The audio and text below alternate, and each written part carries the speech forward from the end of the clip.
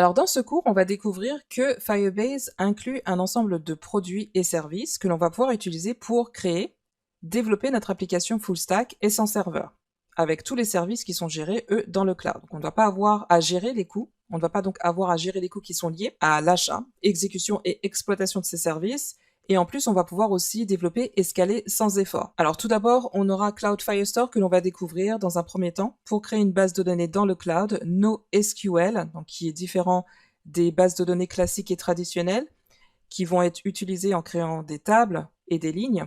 Donc là, on va pouvoir utiliser un schéma différent. Donc on va pouvoir utiliser une structure de données différente au format JSON, donc ça ressemble à un objet, pour pouvoir insérer des nouvelles données à notre base de données.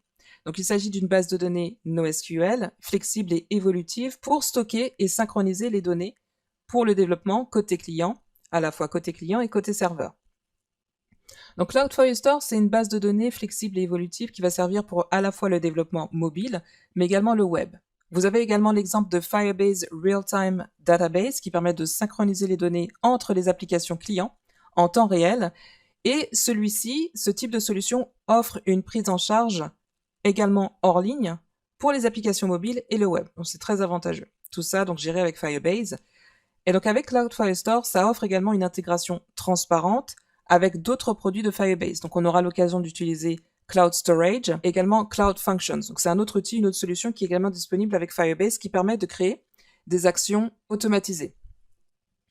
Ensuite, on a Cloud Storage, qui lui permet de télécharger et de partager du contenu généré par l'utilisateur, comme les images et les vidéos, ce qui permet donc de créer du contenu multimédia pour enrichir vos applications. Ensuite, vous avez Auth pour l'authentification, donc avec plusieurs fournisseurs d'authentification, comme Google Sign-in ou Twitter, on va pouvoir créer et gérer des comptes utilisateurs de notre application. Ensuite, vous avez Firebase Hosting qui offre un moyen rapide, sécurisé et fiable également pour héberger le contenu et les ressources statiques de nos applications web, pour l'HTML, le CSS, le JavaScript, également les fichiers multimédia.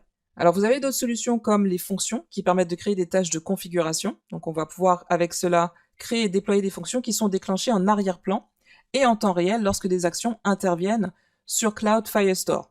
Par exemple, lorsqu'il y a une insertion d'un nouveau document dans le Cloud Firestore, donc une insertion de document correspond à une nouvelle donnée qui est ajoutée dans la base de données, on va pouvoir déclencher une nouvelle action en effet de bord. Et donc ça, ce sera géré avec les fonctions. Ensuite, vous avez Cloud Messaging qui va permettre de gérer tout ce qui est notification avec les applications mobiles. Voilà pour une brève présentation des produits et services de Firebase. Je vous propose de découvrir tout cela ensuite directement sur la plateforme et on va commencer dans un prochain chapitre par découvrir comment ajouter le SDK Firebase à notre projet et puis dans l'ordre, on va découvrir comment implémenter les méthodes pour accéder au SDK de Firebase pour utiliser dans l'ordre Firestore, Storage, Auth, et également Hosting.